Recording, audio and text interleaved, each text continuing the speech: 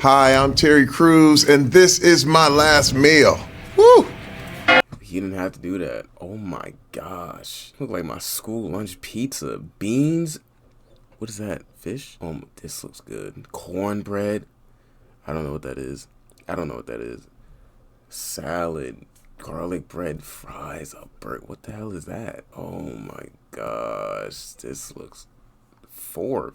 1 shake and 3 smoothies. I'm guessing blueberry, raspberry, strawberry, mango, pineapple. Mango or pineapple. I don't know.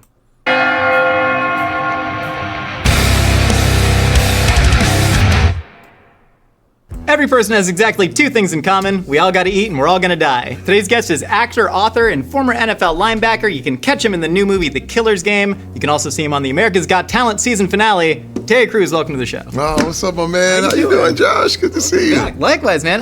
There were too many things to fit in the intro. You're also a furniture designer. Yes. You're also a painter. You threw hammer with former American record holder Lance Steele. You're the best damn courtroom sketch artist the WJRT Channel 12 in Flint, Michigan ever saw. Whoa, you went way back. You really went into the annals of my history, man. This is good. I've been trying to figure out what makes all of the man that is Terry Crews, and there is so much there. You've really been making the most of the one life you got. Oh, dude, I just do what I love, man. I learned that a long time ago because, you know, coming up in Flint, Michigan, you were kind of, you either worked at the factory or you didn't. And so I was like, man, I can't do this I can't be stuck over there. So I just said, I have to do as many things as I can possibly do. Whatever I love, I decided I was going to do. Real life, like Julius, bro. Like, he real life. No wonder they got him to play that character. He real life, that's him. Have you thought about your last meal before? No, I never did. But, you know, once I knew I was coming on this, actually, there were so many choices. I think I gave you guys like 5 or 6 because what can I say? I can't imagine just having one last meal. I just can't. It's like, it would have to be a whole like cornucopia. 5 last meal. I think I did this before. Gotta have my yams. I gotta have my yams, bro. Gots to. A bacon, triple bacon. Like, I'm talking about bun, Thousand Island sauce, lettuce, tomatoes, patty, 4 pieces of bacon, another patty, sauce, 4 pieces of bacon, another patty, sauce, 4 pieces of bacon, bun. Probably some Caribbean food, some birria tacos. Gotta have my favorite candy. The sour Jolly Rancher gummies. Can't go wrong with that. Reese's. Cookie dough ice cream. Oh my gosh. With some chocolate fudge and M&M's on top. I might go to Ben & Jerry's tomorrow. That's what I can think about top of my head. Be of everything. You know what I'm saying? Catfish. Terry, we have fried. Cornucopia of literally everything that you asked for. We are putting together the largest last meals in history, and it's just you and me, and we got to take it all down, man. Let's do it, man. Let's do it. We can die tomorrow, right? Is that it? We might. I might die today. I don't know. Let's see. Terry, for the first of 6 courses today, we have the creamy rock shrimp. This is tempura fried, a little bit of a spicy mayonnaise with yuzu in there. We have the spicy tuna on crispy rice. We have miso black cod, and then we have a simple salad with a little bit of edamame, some citrus, and fennel in there. Man, please dig in and tell me all about it. A little bit of edamame, some citrus, and fennel in there. Man, please dig in and tell me all about it. Okay, man. Listen, I've been waiting for this. Like, okay, I got to start with my creamy rock. Listen, first of all, you got to understand the thing about this meal. This is my Nobu special, right? And I would go to New York and I would be like, oh, one day I'll be able to go to Nobu. And then once things started to really click for me, and I'll never forget, my wife and I were in New York, and it was a little bit after White Chicks really started to take off. And what was so nuts is that I remember they played my scene in the car with Marlon in Times Square, and we were flipping out on things. I took my wife, we went to Nobu, and they knew who I was. And then they escorted me up the stairs, and I had my table, and this was the meal that I had. Man. And I always have this meal. You mentioned growing up in Flint. You were a part of the Greater Holy Temple Church of God in Christ. Yes. And you said that there was no movies, no secular music, no dancing, and that food was your only indulgence. Yes. Is that why you have such a strong connection to food? We would go to church probably 5-6 times a week. Damn. But it was everything we had to do because it was our entertainment, it was our lessons, it was everything. But then we would go late. I remember being a kid, there was a supper club called Wally's. And dude, there would be a huge spread out at literally 11:45 p.m. Jeez. And your hamburgers, hot dogs, and Wally's was kind of like this, it was basically like a Cheesecake Factory-ish. You could have everything. And dude, people would eat like champions. But especially when you're like depriving people of so many other things, and that one thing becomes so important to you. Yeah. And you start like tethering that to positive emotions. And this is another thing. I was an artist and I was an athlete. But either world didn't accept me. So I would go to football practice and they would be like, hey man, you gotta quit all that paint stuff. Yeah. And then when I go to about art you? class, like, hey, you gotta quit all that football stuff. Actually, my day got called a hard art today. I was getting, I hate, same thing I hate. I woke up, worked, hate myself while doing it, came back, doing this. And so I was like, why? Why? I ain't quit either one. It sounds like you were always caught in this conflict between two worlds, right? Being like the artist and the athlete, growing up in this very heavy church, and then not necessarily feeling the belief. Did you ever actually feel comfortable as a kid? No. Yeah. No, I was scared. I spent a lot of time very, very afraid. Growing up in the church that I did, the thing was, everything will send you to hell. Pretty much. So there is a concept of the rapture. And the rapture is when Jesus come back and he's going to take the saints and it's going to disappear. And the whole point was you don't want to get caught and left behind, right? So that was used as a manipulative tool in a lot of ways to get kids grounded. They're like, hey man, Jesus is coming back and he's going to catch you. That was almost like a boogeyman. You know what I mean? It was almost like, and if you get left behind, oh my God, the devil's gonna have you, and you were scared. Some kids straight. like Michael Myers, you had Jesus. Oh man, right. And it's really wild because it doesn't. You're supposed to look at, religion and God as a good thing, but I looked at it as like, oh my God, he's trying to catch me. Yeah. So I spent all my time scared. Let me tell you, one time when I was in church and I fell asleep. Damn. I And remember I'll never doing forget, that. I woke up and all the pews were empty and everyone was gone. No. And I went, no! Listen, I'm a kid, man. You gotta understand, this is the way they kept us straight. And I went, no, I missed it. It happened. And I'm gone. And dude, I'm screaming like, no, and I'm running. And no one's anywhere. Everyone was in the basement eating. Everyone was in the basement. My mother was like, I'm right here, and I was like, oh my God, I thought you were gone. I thought everybody was gone. That's still, that memory right now, it's like it happened yesterday. Yeah. That's how pivotal it was. Like it was just the panic. And I spent so much time afraid. And then Charles Manson was out. The whole Charles Manson thing. They were like, Jesus he's got a coming frog for on you, his head. Charles Manson. He can open doors with his eyes. I believed it all. Yeah. I believed it all. And it was crazy because I remember Helter had Skelter dreams was a about the movie that was rapture. out on television. And I was like, and I was so scared that Charles Manson was going to come kill me. With not only Jesus, but Charles Manson, because Charles Manson looked like Jesus. Yeah. Which was He kind did. of crazy. So I got them all conflated together. It's so easy to laugh at now, but also at the time, like, I'm a Who the hell is kid, you're dude. a kid, yeah. I'm a who's child. that? And when Thinking you of talk Marilyn this kind of Manson. stuff, you have to explain yourself. But there was not a lot of explanation. I mean, like, this is our therapy session for today, John. Hey, man, I didn't Terry. go. I'm here crying Listen. over. Fork as a tattoo is so real. I don't think I'll ever have that much love for food. That's crazy. Over our last meal, man. Let's do it. Listen, man, we got shrimp. Charles Manson can't hurt you. No, it's over.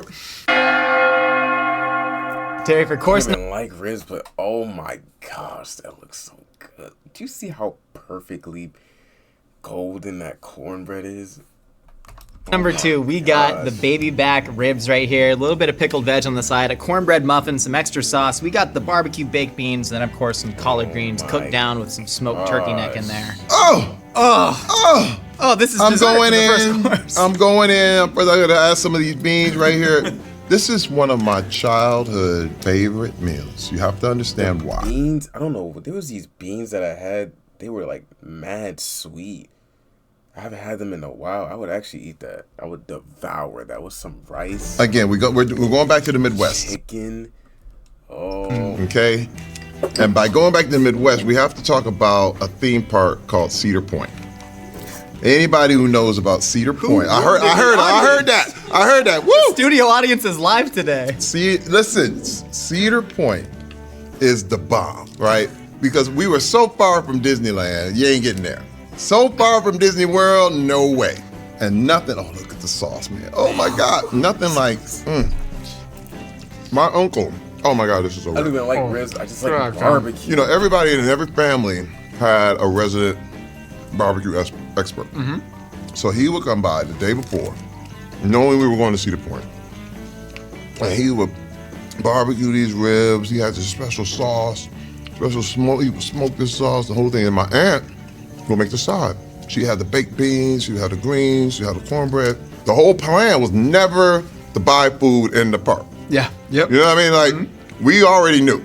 Ain't good. Don't ask, because we ain't paying for none of that. We bought the tickets. And so we bought those on coupons. Hey, and I remember drinking out of the water fountain. You know what I mean? Right. Yep. And it was like, no, whatever you see out here, don't worry about it, because we bring in the food. And man, it was one of the best memories ever. Like, no church, it was like fun. All the coasters, all the rides. And then the family would all get together between noon and 1. We break this out. I had a Cedar Point t-shirt. And I'll never forget the day I ruined it. Because my uncle asked me to move the grill after he done cooking, because we were going the next day. And I kept the freaking t-shirt on because I was going to wake up in it. So I could just jump in the car. And I put the grill next to my shirt. And I put it down. And it has all these sauce lines all over it. I was like, no! And you can't get barbecue sauce out of That's done. a white Cedar Point t-shirt. That shirt's called a rag now. Yeah, right, exactly. That's obviously such like an incredible happy memory from childhood, but also you say that you were sort of constantly scared and you felt powerless. How do you like hold those two truths at the same time? Like, do you ever feel yourself getting so negatively tinged by your childhood that sort of ruins the positive memories? I know, it would be so hard for me to do this because I'd be wanting to eat. I'm like, I don't want to be talking. Like, you just talk, let me eat. It's the sin of comparison. Yeah. When you're comparing yourself to other people, you go, oh man, I didn't know it was bad. But when you're young, you don't know you're poor. Yeah. I wasn't allowed to do anything. Like, I wasn't allowed to play sports, wasn't allowed to go to the movies or anything like that, but I was allowed to draw. And what I would do is sit in my room, and people would tell me about movies. And then I would draw what I thought the movies were. Did you make accurate That is a different type of, like, poverty. Oh my gosh. Yo. predictions? No. They were all over the place, right? I would literally make movie posters and do all this. I'll never forget, because I wasn't allowed to see it, but I love it. When I finally did see it, it was phenomenal. It was Alien. Because Alien came out around 1979, around that time. Damn. And I just remember the commercial, and I was like, oh my God. So I started drawing what I thought the alien looked like, because I didn't know. My mother was very disturbed. She's like, that's some demons in there. Like, and people in school were like, Derry, what's wrong with you? You know, I had a lot of blood and weird stuff in there, but I was like, this is what the movie is, right? And I'm a biggest nerd you could ever imagine, just because of my imagination. It forced me to imagine everything. Also, like, I don't think it's corny to be really excited about things. I think that's something that a lot of, especially young people, are taught, that it's corny to be excited, but I don't think it is at all. That's what I'm saying. I also want to talk about the idea. Like, you got people, like, telling you, like, why. You got people telling you why you shouldn't be happy about stuff. Like, why are you questioning your homeboy for being happy that he's having a child? I'm not even being dramatic. That really be happening. Or you should be nonchalant for your birthday. They don't even be saying happy birthday. They be saying happy G-Day. glow day, I swear I will slap you if you ever say that to me. Yeah, of like those hardships actually spurring someone towards success, Yes. which of course can be true. Yes. But then there's the flip side of that, of you still feeling like you have those hardships after you've reached the success. Yep. So like, Yep. how do you actually learn how to enjoy that? I just wasn't thankful for what I had. It was always like, yeah, but I'm not there. I'm not there when I get there. Was that just overcompensating for you thinking that you like needed to have that wall up? I think it was. Yeah. I think it was because it's like even in the religion stuff, you're not there. You know what I mean? It's like when you go to heaven, you know, you still ain't. You could all fall apart at every minute. It's always when. So it's always the feeling like anything could fall apart at any second. So when me and my wife went through a whole bunch, man. Like we basically broke up, and it was a whole big deal. And this was after we had been married 20 years. Damn. But I was so like focused on just career. And I'm not. We break up. Whoosh, 20 years. It's gonna be an accident where you just happen to fall down stairs. Now you really can't walk out that door. Not there then. And then once we rebuilt our marriage, I started to understand like, oh wow, you have to enjoy this stuff while it's here. Yeah. So as the kids started getting older and moving out, I was like, oh, I think I missed the time with them. Like the first one's gone, and the second one started leaving, and then the third one's gone, and you go, oh my God, like, Yep. I don't know if I really enjoyed while they were here. Yep. I don't feel like I really enjoyed my youth enough. Well, I'm saying it like I'm 50 because I wanted to grow up so fast. I hated it. Like there was so many things I wanted to do. I wanted to leave here. I wanted to be on my own so bad. Like I really wanted to rush life. Still do. That's a scary Just have it all and just be away from everyone. feeling. Especially because you probably convinced yourself that it was for them when you probably knew damn well it was for you It was the for whole me. time. Yeah. And they knew it was for me. Yeah. You know what I mean? That was the thing. They were like, okay, yeah, sure, Dad. Somebody got to pay for all this, you know, that kind of thing. But they're like, we just wanted to be with you. Yeah. Like, we didn't care what it was. Because again, it's the sin of comparison again. You know what I mean? Like, when I was a kid, I didn't have this. So I'm going to give you all these things.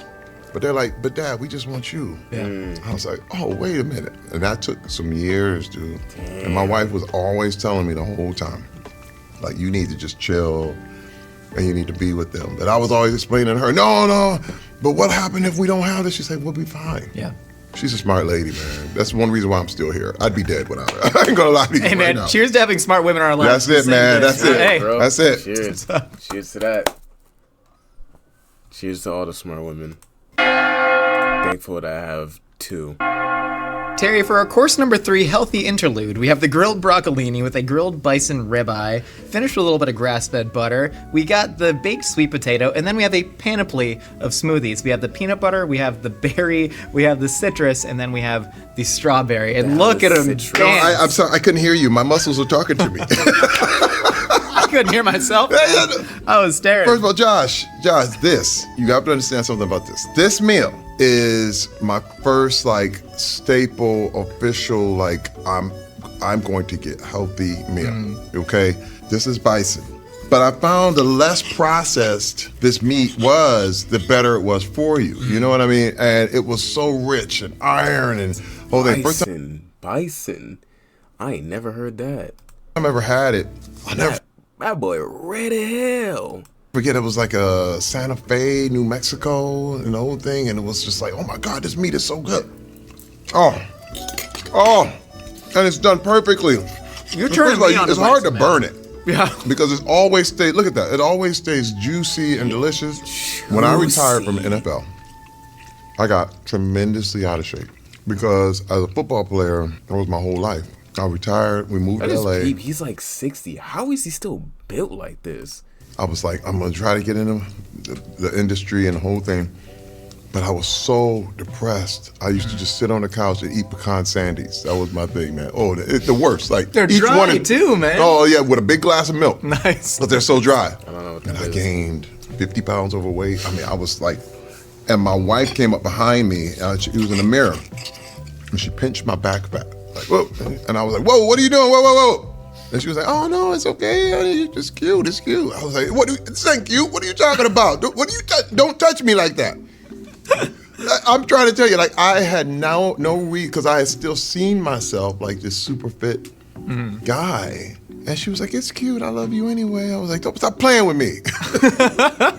I mean, angry. Call, you know? Angry. And she was like, damn. So just calm down, right? Went to the gym.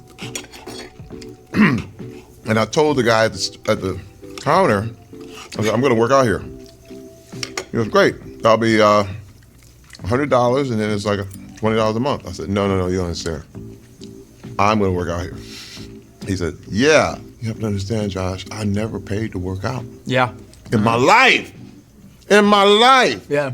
Literally, from high school all the way up through college to the pros, you just go to the gym. And I'm like, you paying? Like, you want me to pay? And it hit me. I was like, I have to pay? So I paid. And then I went and got on a recumbent bike. Crazy. $100 is crazy. That gym better have machines that work out for me. And read a magazine. And literally 10 minutes. And then I put it down and I went home. You got to do your baby steps, baby, just little bitty things.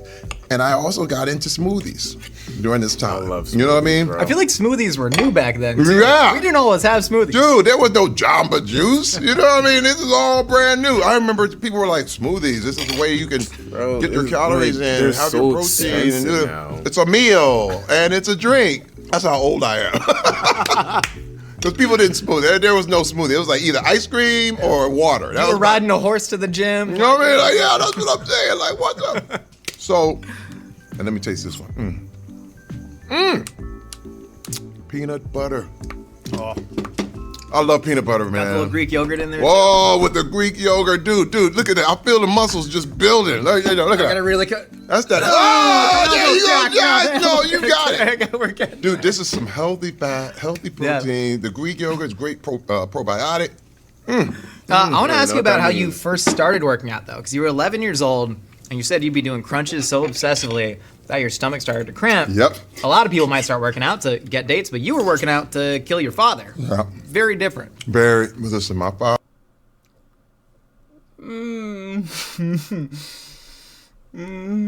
Yeah. Father was very abusive.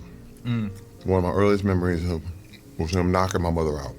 Dang. I was at 5 years old. That was he worked in the factory. I wouldn't say, but defend. That's what got me into working out. Kind of the same reason, less violent. Worked all day. And we would go. I remember leaving at 1. He would work second shift. We'd leave at 1. He would come home around 11 after his night at the bar. And man, they would fight. And my mother was screaming, and he, haul off and don't make me do this, don't make me, and then pow. And then I would never forget walking out and seeing her on the ground knocked out. And he's like, look what you made me do. Yeah. And so I looked at him and I'm going, oh boy, okay. Remember, as a young man, you start to realize there's certain things you just start to get immediately. I'm like, this is your world. You can do that to her. You say you love her. You say you love me too. But dude, you just did that to her? Well, I mean, that's a grown woman. Yeah. What are you gonna do to me? Yeah. And I was like, hey man, it's your world, brother. Like, I just didn't want to get that punch. Because you gotta understand, my father, the way he walked around the house, it was like boom, boom. It was like Godzilla. And I remember on the news, because the news was not a little different, but at nightly news, it was only the big stuff that got on. It wasn't like 24-hour news. So they was like, man kills entire family. I was like, my father could do that. He could do that. Yeah. Did you think could or would? It was a little bit of both. Yeah. Some days it would be like, would he? But he definitely was could he. Yeah, yeah. You know what I mean? There was no question he could. So I was like, all right, I gotta protect my mother and I gotta protect myself. So as a little kid, man, I was out there. This is back in the day, and there, at the end of, one thing my parents did let me do was comic books. At the end of the comic books, they would have these little books about, tired of getting sand kicked in your face? It was a little cartoon that was like, and it would show a guy at the beach getting this thing. And it's a little workout number where you could learn how to get muscles. Man, the pre-internet days. It was that little thing. And me and my brother wrote the little the little address they had on there, and I think it was like you had to send like $1 or something. I put $1 in the envelope, and we got this book back that had these drawings of exercises. Like, this is how hard it was. There was no gyms back then. I remember the exercises were, and this is dynamic tension, right? Those they would draw how you sit against a wall, and me and my brother. How much money you paid? Like $1, right? But your leg, but a buck back then was like $10. Now, you know what I mean? Like, pretty much you can get this all for free on the internet. Just look it up. Like $20 now, to be honest. People really be paying for like private sessions. They just teach you what you can. People really be paying for like the most dumbest stuff. As much internet you be on, like you be using unnecessary money. It's free. You just gotta look. I said, if this works doing it once, it's gotta work better doing it 4 times. Yeah. So what I would do was just keep doing it over and over. And then I learned about dynamic tension with the Bruce Lee book. And then so I was like, I'm gonna tense up to the point where, and then all of a sudden things would cramp and muscles would go, oh, this is why you get the peak on top of the peak. Because I was like, and my mother was like, what is going on? But fitness, it was one of my things because I did feel like I had to protect my family. Yeah. I did feel like I had to protect my mom. And let me tell you, man, it kind of came to a head when I actually did beat up my father. But I was a grown man. Yeah. And it was kind of wild because he in my first real year in acting, and he hit my mother in the face. When me and my wife were headed to Detroit to go and visit some friends, and I get a call from my aunt, the same aunt that would take us to Cedar Point and the whole thing with my uncle. Yeah. And she's like, oh my God. She said, your dad just hit your mom. And I said, what? And I said, I'm a grown man, but I'm a grown ass man now. Like, and this is the thing. When I went home for Christmas, we call this a Christmas from hell. So I said, dude, I told him never to mess up. I said, dude, just don't trip, because my kids hadn't been around it, and dude, my kids were shook, like they never seen that. Kids is crazy. So I told him to get everybody out of the house, and it was just me and him, and I beat his ass for hours. And I felt nothing. Did you expect to feel something? Like, did you actually think that moment would lead to any sort of... Hey, man, this is it. This is the moment. I feel like at that point, it's just like, he old. So it's like, I would have felt bad. Like, as much built up anger over the years, and then when you finally get to do it, and it's just like, damn, what now? Is like, oh my gosh, that shit pissing me off now. Cause, I don't even want to talk about that. This is what I trained for. This is what I wanted. This is like what I was like, how does it feel? How does it feel? And man, I felt nothing. Like, a man is never, ever meant to hurt his parents. Yeah. No matter what they did. Now I'm no better than you. Like, where does it, when did, like, there's no awards, there's no medals, there's no winners here. Yeah. And I left, and I never went back for 10 years. Yeah. 10 years. But there is a kind of a nice end to this, because once I went to therapy, after my wife and I broke up and the whole thing, and I went to therapy for the first time. In my therapy, I discovered that I needed to just address what happened. But the way I had to do it, I had to find one thing that I was thankful for him for. And so I called him up, and I said, man, I'm thankful for you. I'm thankful that you had me. Because if you didn't have me, I wouldn't exist. Yeah. That's fact. And he said, he cried. He apologized. He was like, I'm sorry for what I did to you and your mom. Gosh, you're about to make me cry. Did I hear that? Oh my gosh. The whole thing now. At the time, it was a wonderful moment when I realized how I could really be free, was really forgiveness. And I've been free ever since, man. That's a deep memory, man, but it's amazing how food can take you there. You know No, what I truly, mean? man. I really appreciate you telling that Oh, story. no, 'cause, it's important. I think, especially guys like me who are into fitness and into these things, there's a reason why you're doing this. yeah. I had a lot of insecurities, man. I was scared. No, there's a deep pain that generally comes from it. And Oh. the want to be powerful only comes from the feeling of powerlessness that you started with. Totally. And it started to hit me, man. I was like, oh, and I can deal with these things in the right way. Yeah. Oh, man, it's good. So good, man. Terry, we're moving into the more avant-garde section. Yes! This is supposed to be about eating food, and that just took a crazy turn. We got the zucchini flan, we got the gazpacho with a little bit of crostina, we got crispy smashed potatoes, and then peri peri chicken. Yes. Sir, tell me about it. Okay, this is This looks amazing. Wait, what is this? my world experience, okay? This is one of the things, my wife and I, we had the gazpacho in Italy. Once I started to travel for real, I'll never forget, my first movie was a movie called The Sixth Day with Arnold Schwarzenegger, right? Oh, look at that. That cold So fresh, gazpacho, right? just so fresh with the crostini. Terry, stop with the smoothies and start drinking gazpacho. I know, that's the deal. Just the idea of cold soup, I was like, huh? What? And then I had it. Yeah. And I was like, my life has changed forever. And then I feel like cold soup is really just like a sauce at that point, to be honest. Because unless it's like no meat, nothing, it's just vegetables, flavor. I swear, I think it's just a sauce at that point. the peri peri chicken is from South Africa. Oh my God, flame It looks grill. like it. It's like a special thing. And the place they have is Nando's, is what they call it, Nando's. There's Which Nando's, is- and then now there's like 15 different imitators. They got Yeah. Bandos, they got Mandos. Oh, that's good. But this is that flavor. Remember Kookaroo?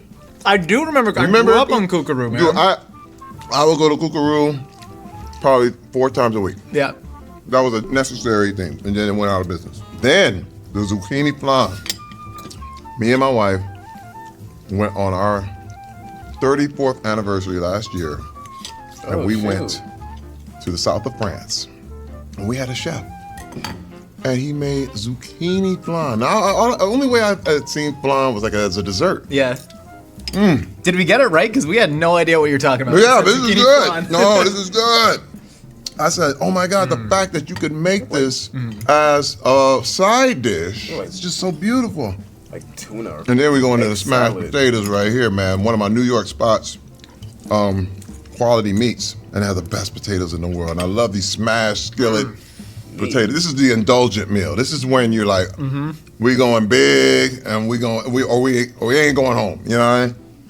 Oh, I want to talk to you about power and like what it actually means, because you're obviously very powerful in stature. You speak very powerfully. You have a very powerful on-screen presence. You wrote a book about finding your true power. What are the things that people get wrong about it? the phrase I like to use is, you telling everyone what to do does not make you the boss. You doing everything you told yourself to do makes you the boss. Yeah. Power is internal. Yeah. The whole thing is pointing the finger. Hold on. I got something for that. Okay, that just. And never doing what they say they're going to do. Yeah. And that's where everybody gets caught. Because they go, hey, you just said to do this and you don't do it. You tell people to be on time and yet you're never on time. Yeah. The difference between some people is they feel like, well, they can say, I had no choice. Yeah. I had no choice. You know, I had to do this. I had to do that. I will never, ever say that. On my dying day, if you put a gun to my head, I have a choice. Go to the back of your head, name 5 DDG songs. Choice. The choice is, am I going to live or am I going to die? But it's still a choice. Yeah. Acknowledge your life is your choice. You see what I mean? That changed for me, because there was a whole time when I was a victim. So things start to come from your choices. There's a choice on how I can deal with certain things. There's a choice if you get slighted. There's a choice on how you can handle these things. You can go off and feel like a victim, or you can say, you know what, they're wrong. I choose the higher ground. Yeah. And do it. Change my life forever. That's power. That's true power. It's not about anybody else. It's about me. It's about my world, me controlling everything about myself. Yeah. And you have a great story about Peri Peri Chicken when you were shooting in South Africa with Blended, where the original pitch for that Adam Sandler wrote, the character was like really disrespectful towards African culture. Yes. And you were faced with a choice at that moment, right? Dude, I had to, first of all, the way it was written, I was like, Adam, hey man, can I talk to you? He was like, yeah, sure, buddy. You know, man. Okay.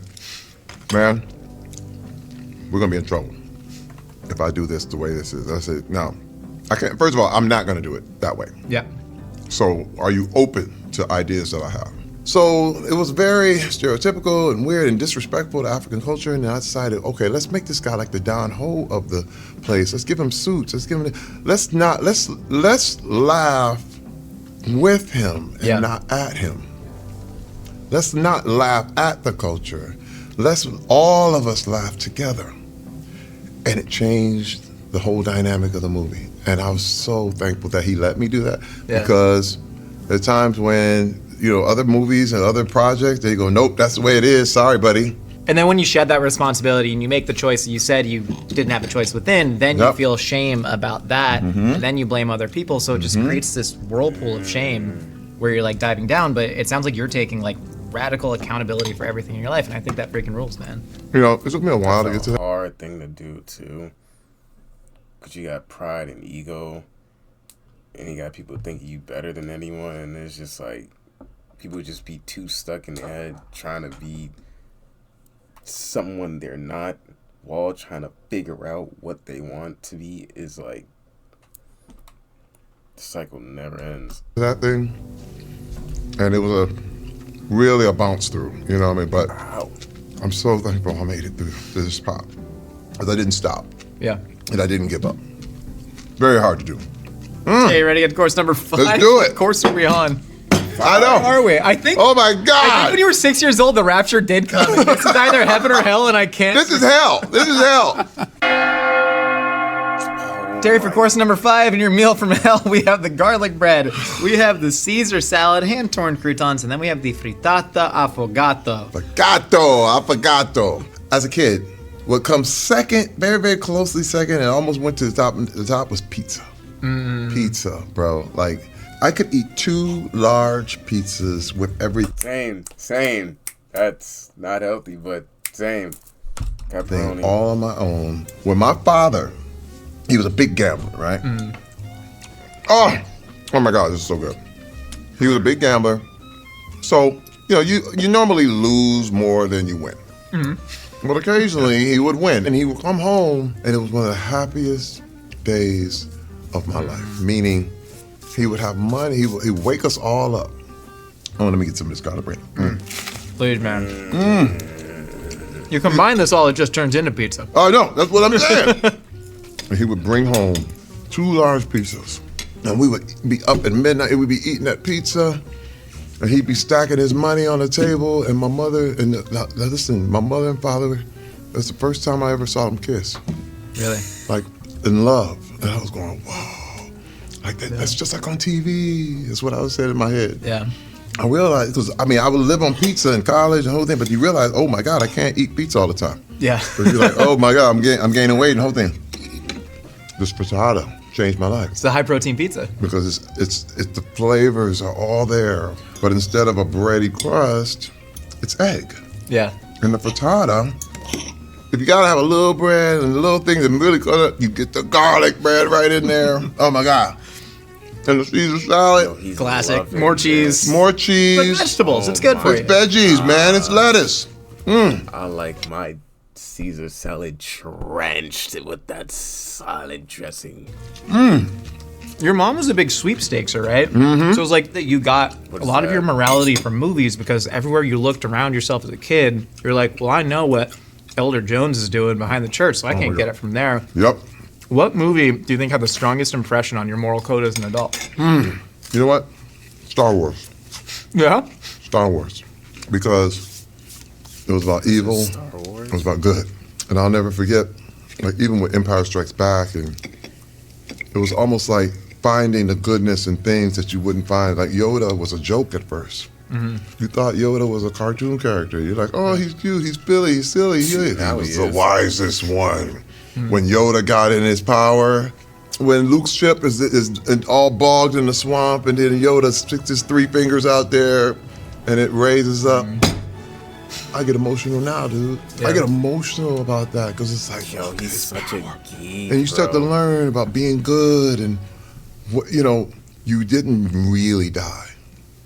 I get choked up because it's like I truly believe in my heart that no one ever really dies. Our spirits are never dead. Our spirits have always been here.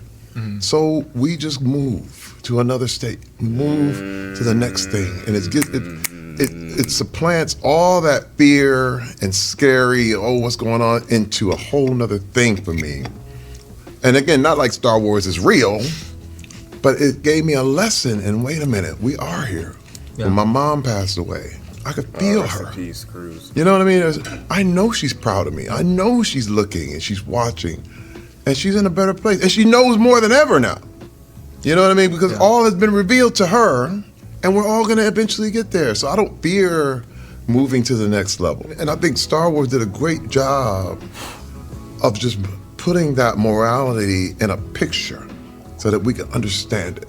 But Star Wars has always, always been one of the major influences. And it was the first movie that I ever got to see in a theater, like a drive-in theater, and it changed my life forever. It gave me. I knew I was going to be in entertainment forever the first time I saw Star Wars. How important was it for you to repair your relationship with your mother, because you finally confronted her about her abuse towards you, because you had your father who never hit you, but you hit your mother, and then your mother would pass that down to you and just break the cycle. It was. Let me tell you. I learned to be a lot more gentle with it because my mother did a lot to survive. Yeah. But there was a lot of anger that she took out on us. My mother would tell me, I hate your dad. I hate her. I wish he was dead. She used to say stuff like that. And we'd be like, can you pass the bread, please? You know what I mean? Yeah, thank you. And she would be like, I hate him. And we'd be like, okay, and so that's why it was like, we knew she was mad. And we knew she was angry. And then she would take it out on us sometimes until as an adult and after therapy, just like I had to confront my dad, I had to go to my mother. Yeah. I said, with that, the stuff you did, that wasn't right. And she said, I know. And she tried to deny it. And I was like, no, that happened. Yeah. And then finally she said, you know what? I'm glad that happened, because there is a lot of mothers that will never, a lot of parents that will never admit to their wrongs. Why? Because you are their child, and you are supposed to listen and obey whatever they say. That's that. That's the sad part. Some will, some won't. I'm sorry. And this is one thing I tell my kids. Because I didn't do everything. They do the most outlandish thing as a kid, and then years later expect you to just forget all that, because they need you now. Perfect. You look back and you go, oh man, I wish I could redo that. I wish I could redo that. But this is a wonderful thing about life, that as an adult, I pass you your life, the deed to your life, but it comes as is, like a house. Like if the basement's leaking, sorry about that, but it's your basement now. Oh man, the roof needed repairing. What happens is everybody goes back to their parents and be like, this roof is leaking, and the basement flooded. And you can talk all that you want, but the previous owner is done. You bought it. It's your life. It's up to you to fix. It's not your fault, but it is your responsibility now. Same thing, right? Listen, as sad as all these things I've been talking about, I can't blame one thing in my life today that happens right now on my father or my mother. I am 100% responsible. It's because of my choices. Yeah. It's me. And it helps because you go, if you don't like something, change it. If you don't have to be scared anymore. It's over. Because if we were going to continue a relationship, I had to talk to her. I had to really break it down, and we did. We came to a really, really good settlement. Like just of all how we were gonna be, all the way until she passed. And I love her to this day, man. And I'm very thankful. But I know I was given a deed to my life as is. I can't blame them for any of this stuff. It's a matter of just like, yo, it's up to me. It's up to you to find out what the differences are and how to change those things that you need to correct. Yeah. And that's where I'm at.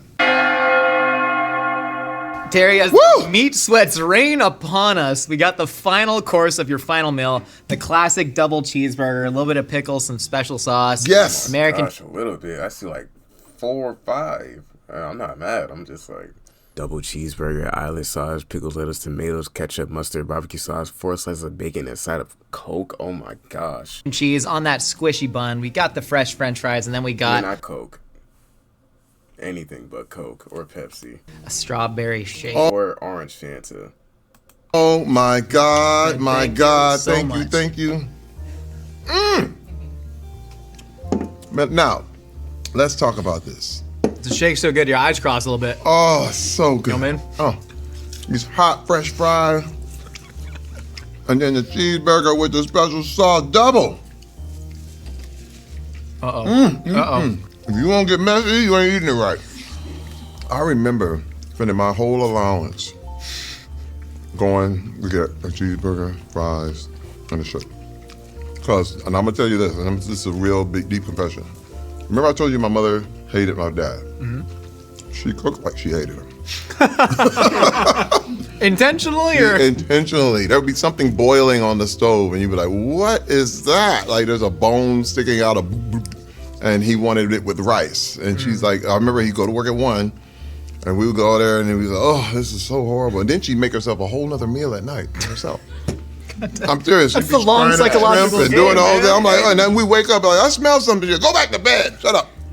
So what I would do, when I got to the age when I was a teen, and I could do lawns, we used to shovel snow, but there was a place down the street, and me and my best friend, we would go get these double cheeseburgers, fresh fries, and a shake. You know, it was like a mom pop spot. I don't even remember the name. I'm not gonna lie, I know I would want to be on the show, but I would not have any stories as to why I like the foods that they made. Like, I would have no, like, significant, I was just like, yo, I grew up on it.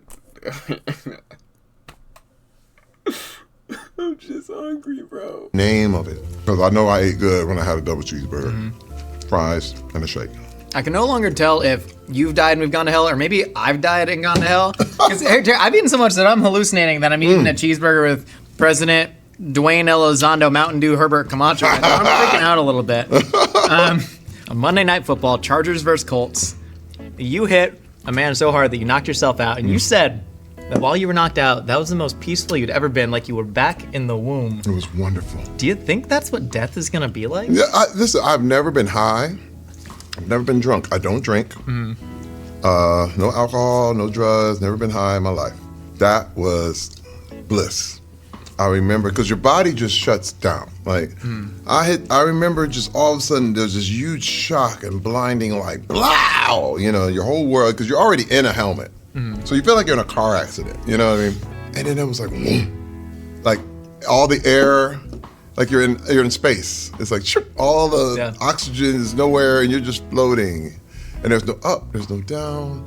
And I was like, oh, and I was just looking around. And I was in a dream state, like immediately, right?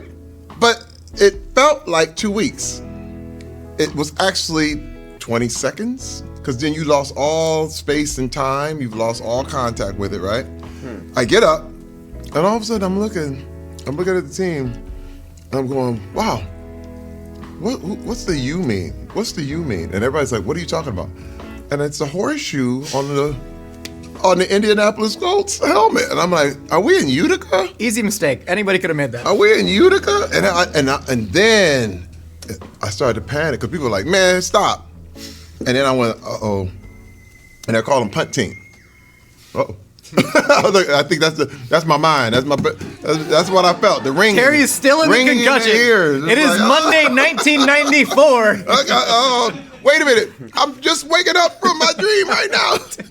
Terry, hit him. He's got the ball. It's so funny. I might find out I just wake up and all this the whole Hollywood career was part of this whole knockout. You're trapped in a snow globe. I go to the sideline. They're yelling punt team. I know I'm on punt team, but I don't know what a punt is. And I'm serious, like, I start crying. Damn. It's emotional. Yeah. Because I know this is my job. I'm like, what's the punt, man? What is a punt? And they're like, oh, man, get off me, man. And I'm going crazy on the sideline, right? And they finally, I went in, and they start piecing my life together. Like, they're like, okay, Terry, you're Terry Crews. You have a wife. I was like, yeah, I got a wife. Yeah, I know her.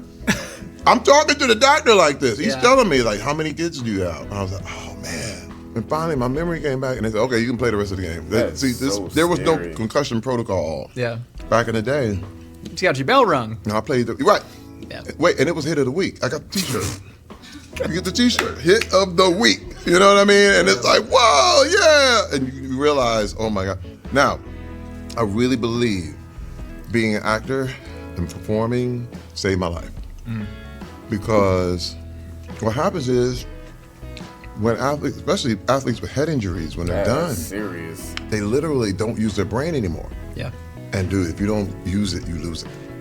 Yeah. And that's why a lot of NFL players have had really, really big problems. And I have to be honest, a lot of them die very, very young. Yeah. And I said, man, and I knew by using my brain and always pushing it, always forcing it into new levels, new things, it helped. It helped me survive. I think you actually died and went to the other plane and came back, though. That's incredible. Dude, that's part of it.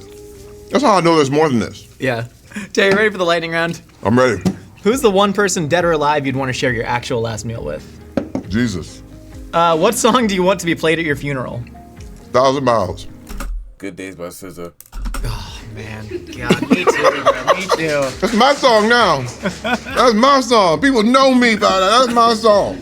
I love you, Vanessa. Thank you.